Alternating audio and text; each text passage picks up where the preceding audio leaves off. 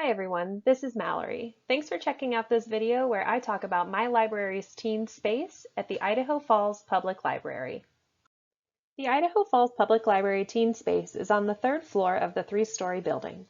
The first floor houses the children's department and meeting rooms. The second floor is where you'll find the makerspace, computer lab, and audiovisual materials. And the third floor has the adult fiction and nonfiction collections along with the young adult or teen space that you can see here. Since the teen space is on the third floor, teens kind of need to know where they're going to get there. There isn't a ton of signage leading up to the space, but once you're on the third floor, it's clearly labeled. This is the view of the teen space as you encounter it on the third floor. You'll pass the desk that serves both the adult and teen spaces on your way to this area. This gives teens easy access to staff if they need help, while also giving staff the ability to see into the majority of the teen space. The windows provide a lot of natural light, which makes the corner space feel more open and welcoming. This is a view of the shelving immediately to your right when you enter the teen area.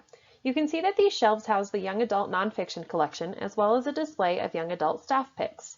These staff picks are rotated out on a regular basis, and each recommendation has a bookmark with the name of the staff member who picked it.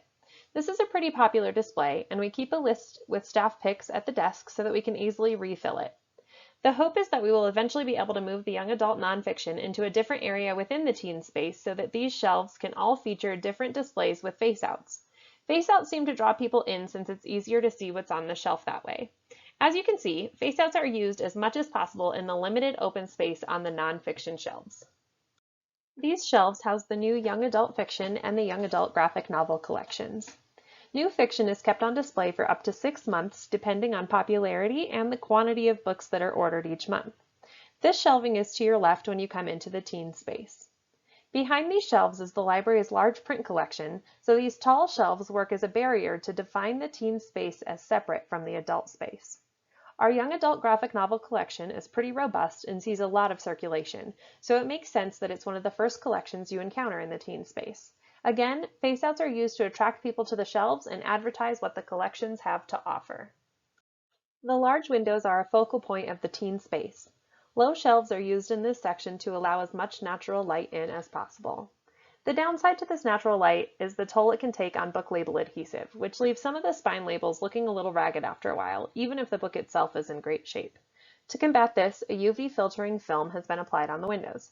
It helps slow down the deterioration of the adhesive, keeping spine labels looking nice. The windows are currently used to display ALA Read posters with popular authors, creators, and characters of interest to our young adult community. You can see that the height of these shorter shelves is taken advantage of with books displayed on top. With the height of these shelves, the books displayed on top quickly and easily become impulse checkouts for people browsing the young adult collection. Here you can see one side of the teen magazine slat display along with the available seating in the teen area. The cafe tables typically have 2 to 3 chairs around them, but COVID restrictions have limited the number of people the library allows per table. Even with 2 to 3 chairs per table, there isn't a ton of space for seating in the teen area. Despite this, it's clear that staff have capitalized on the limited space to allow for as much seating as possible while still leaving room for browsing. The 2 tables to the left in this picture are in front of the shorter shelves and windows shown earlier. If the seating or tables were larger, it would be difficult to move through the teen space, especially for those with mobility issues. Given the limited space, the seating in the teen space is appropriate for both the number of people we have in the teen space at any given time and for general browsing. While I really love the teen space at the Idaho Falls Public Library and think that administration and staff have made great use of the space given the limitations of the floor plan, there are still some things that we could do better. In an ideal world, we would have more space for seating, and the seating would be cushioned and modular. This would encourage teens to use the space in a more relaxed way and potentially as a gathering space, since the seating would be more comfortable and they would be able to move it around as needed to accommodate their group size. Another thing that would help us serve our teen users would be utilizing the window space we have for passive, interactive programs.